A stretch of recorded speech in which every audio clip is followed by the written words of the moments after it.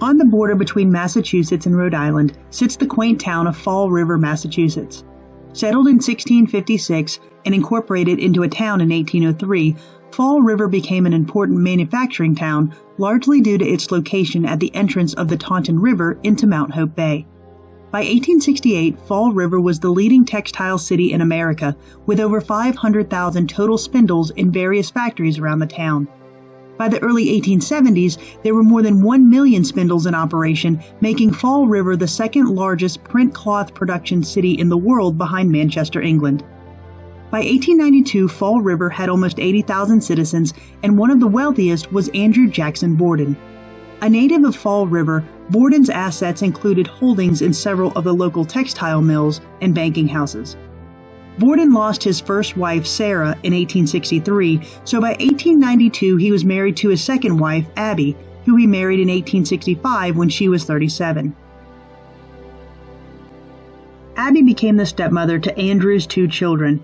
The oldest was Emma Lenora Borden, born in 1851, and Lizzie Andrew Borden, who was born in 1860. Despite his wealth, and to the dismay of his children, Andrew lived a very frugal lifestyle, which included having his family live in a modest home at 92 2nd Street in Fall River. The Borden family lived in the home along with their servant, Bridget Sullivan, who was an Irish immigrant and whom Emma and Lizzie nicknamed Maggie.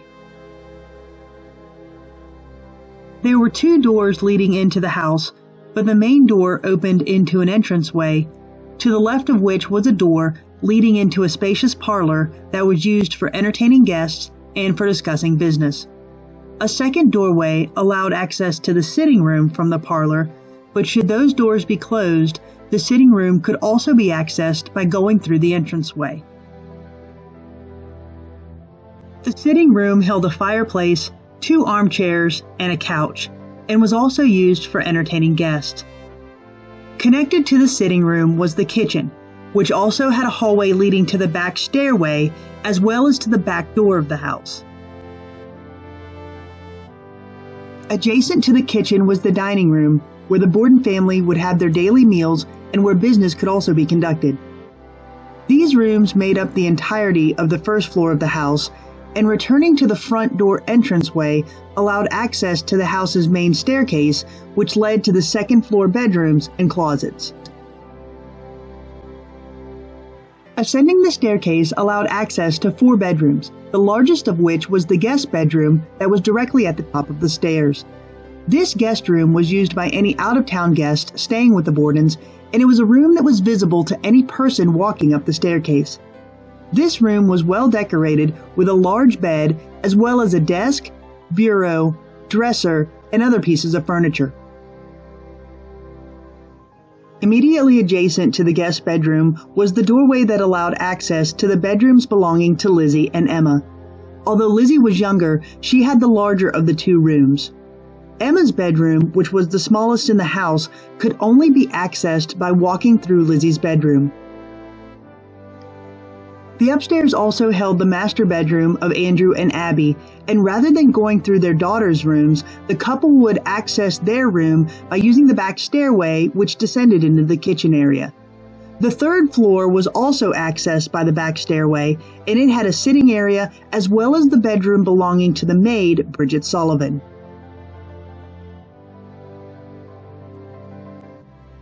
Aside from the main living areas of the house, there was also a basement that ran the length of the main floor, and it too was accessed via the back stairway and the back door. The basement held a laundry room, a coal room, a wood room, as well as the house's only privy.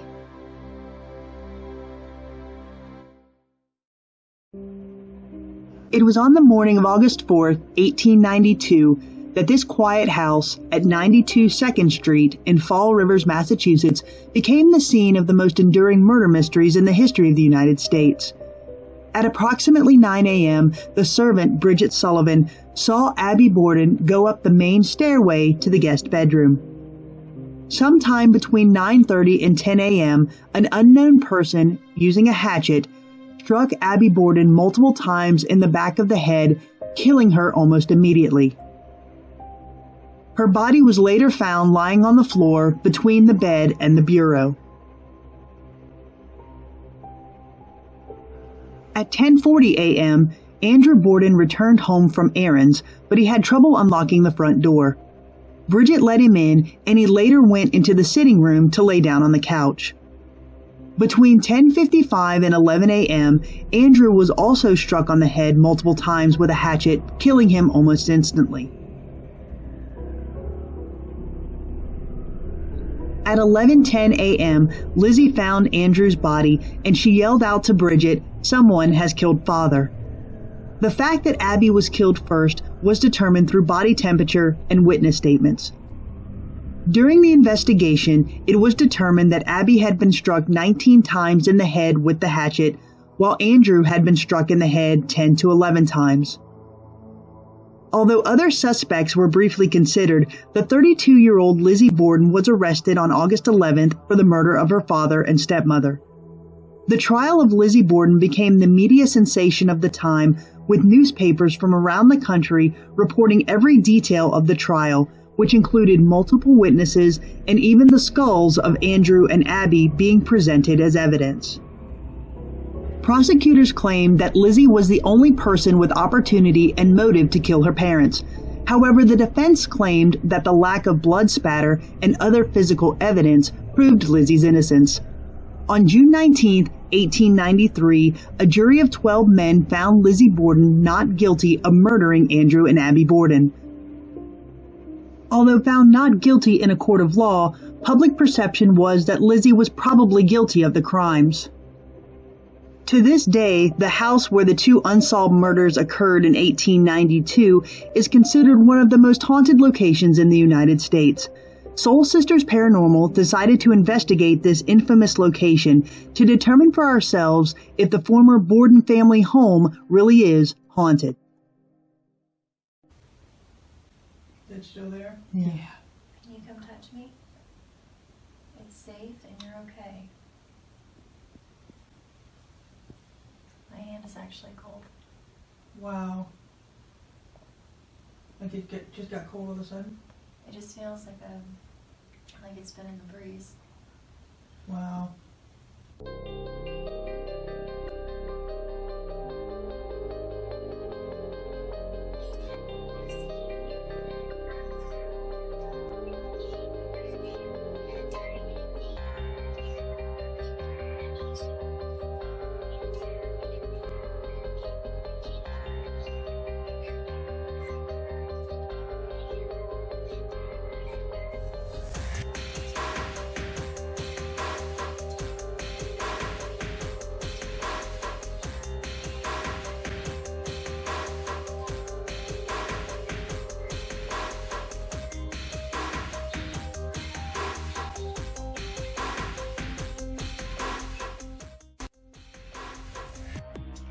The site of the Borden murders was a location that we had been wanting to visit, and we were excited about the opportunity to investigate inside this historic home. We booked the entire house to ourselves for the night of the investigation, and upon our arrival, we quickly went about the task of setting up the stationary equipment that we would leave running in the rooms throughout the night. For example, we set up a voice recorder and a night vision video camera in the third floor room where the servant Bridget lived, and where footsteps and voices are said to be heard. We set up a night vision video camera and a voice recorder in the downstairs parlor room to cover that area completely as well. We also wanted to cover the bedrooms where Lizzie and Emma lived, so we left a voice recorder and a night vision video camera to record in that area as well. We set up a voice recorder and a night vision video camera to cover the area where Andrew Borden was murdered. We also deployed a laser grid during the night and while conducting EVP sessions because the haunted claims from this area include apparitions and disembodied voices that can be heard throughout the night. Due to haunted claims in the basement, we placed a night vision video camera and a voice recorder in this area of the house as well. And finally, we placed a night vision video camera, a voice recorder, and a laser grid in the room where Abby Borden was killed in an attempt to capture any paranormal activity during the night. After setting up all of our stationary equipment, we started our investigation. There were 4 Soul Sisters Paranormal investigators on this investigation, and we were joined by Miranda from Ghost Biker Explorations. During the night, we conducted numerous EVP sessions in each of the rooms, and we used a variety of handheld equipment and trigger items. In some instances during the night, we split up into groups of 2 or 3 in order to conduct simultaneous EVP sessions in different rooms of the house. Our hope during the night was to communicate with the spirits of Andrew and Abby, as well as with the spirits of the children that are said to be seen and heard throughout the house. During the night, we also used a variety of techniques in an attempt to get any spirits to communicate with us. For example, we used an SLS camera, which generally speaking is a camera connected to an iPad that uses an algorithm to detect human forms in a room. Should a human form be perceived by the camera, it will project that as a stick figure on the screen. We conducted EVP sessions that included the use of K2 meters and a periscope, which is the device that will illuminate should it detect a static electric charge, and we used laser grids and spirit boxes in each of the rooms of the house.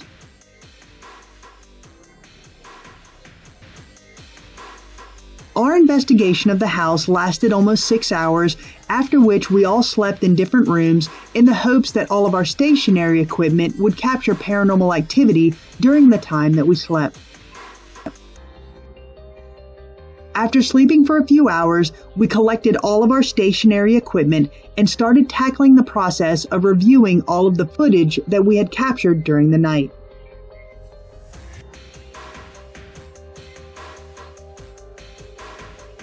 During our investigation of the Lizzie Borden house, we all had personal experiences such as hearing voices and noises that we could not explain. During our review, we found that we had successfully recorded some of these occurrences on our audio and video footage. For example, during the night, we were all conducting an EVP session in a third-floor bedroom, and during that session, K2 meters and a periscope were responding on command to our questions, and we also heard what we believed was a child giving us a response. While we all heard this in the moment, we also caught it on our voice recorder. If you can see the candy I just brought you, can you light it up to red again, please? Step forward, please, one more time.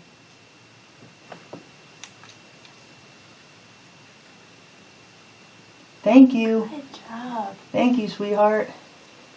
Thank you. So you hear that? What was that? That was kids. Uh-huh. Thank you. Good job. Thank you, sweetheart. Thank you. So you hear that? What was that? That was kids. Uh-huh.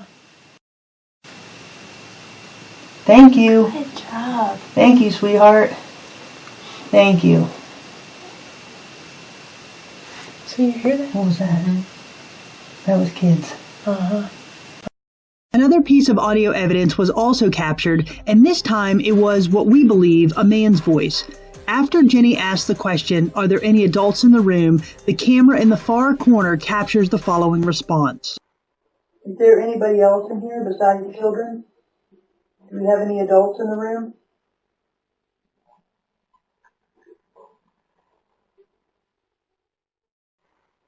Is there anybody else in here besides the children? Do we have any adults in the room?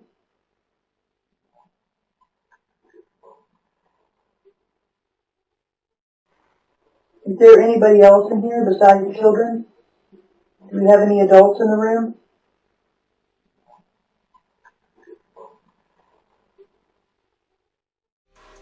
Another EVP that we captured on the third floor was captured when we were leaving stationary equipment in Bridget's room. The voice recorder captures the following EVP after we closed the door to the room.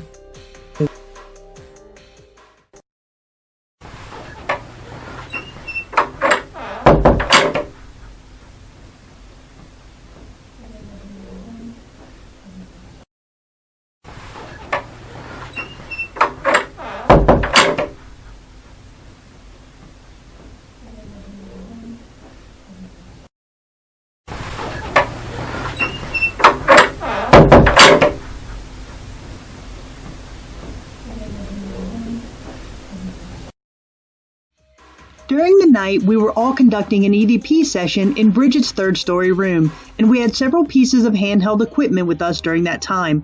Miranda placed a K2 meter on the floor and made the comment that now you can play with both of them. The voice recorder sitting near the door captured a male voice from the hallway, and we all heard it in the moment.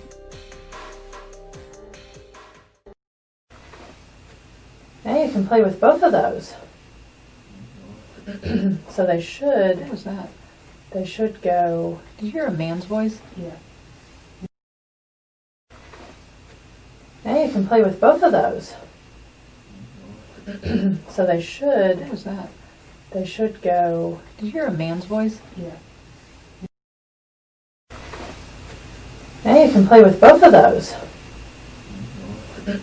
So they should. What was that? They should go. Did you hear a man's voice? Yeah. Along with the EVPs that we captured, at one point during the night, while we were all on the first floor of the house, the stationary voice recorder also captures what we believe are the sounds of footsteps running up the stairs.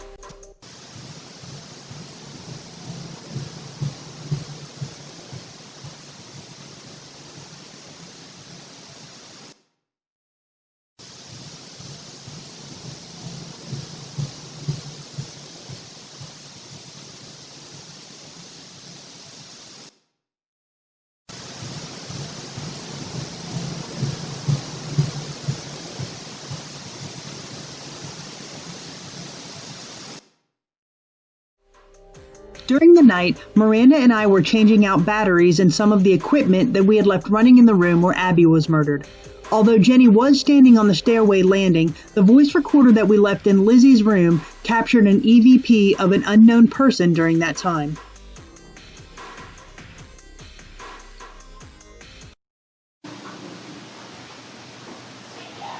Yeah, I'm not sure of this. Yeah, this one. Yeah, I'm not sure of this. Yeah, this one.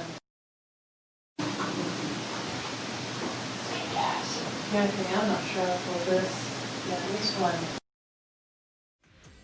The final EVPs that we captured that night were both captured in the sitting room where Andrew was killed, and both seemed to be in response to things that we were saying, although we never heard these voices in the moment. Also, both EVPs seemed to be of an unknown male voice.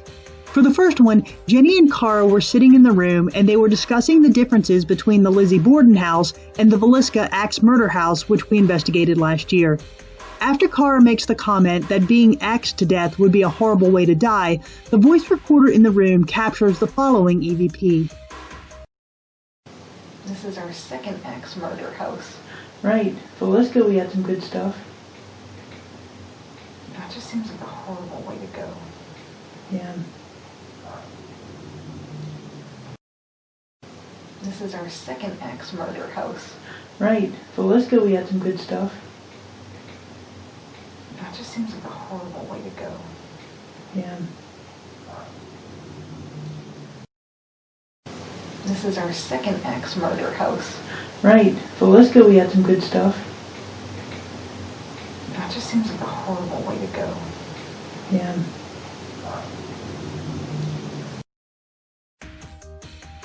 The final EVP was also captured in this room, and again, it happened before we formally started the investigation. During this time, Michelle was sitting in the parlor area, and Jenny was standing in the doorway quietly talking to her.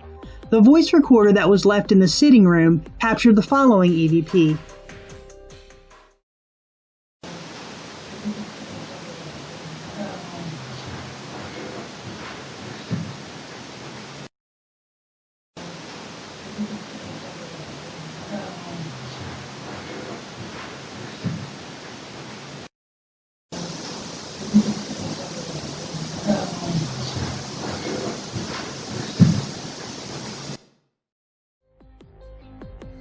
In 1892, the town of Fall River, Massachusetts, changed when two of its citizens were murdered by an unknown attacker.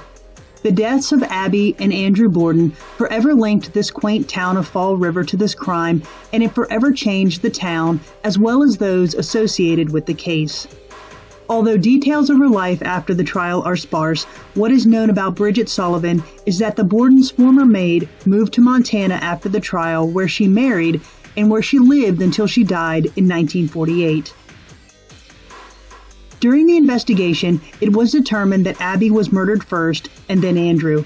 This important detail meant that upon Abby's death, her assets remained with her husband Andrew, and upon his death, those assets, along with Andrew's, became the inheritance of Emma and Lizzie Borden, and would total approximately $10 million today. Immediately after the trial, Emma and Lizzie used some of their inheritance money to purchase another house in Fall River. This large, multi-room estate was named Maplecroft by Lizzie, and the sisters lived at Maplecroft together until a falling out led to Emma leaving the area entirely in 1905. She died in New Hampshire in 1927. Lizzie, who changed her name to Lizbeth, remained living in Maplecroft for the rest of her life. However, that life was one that saw her condemned by the public, as many felt that she did indeed commit the murders. Although she was shunned by the community, Lizzie Borden never considered leaving her Fall River home.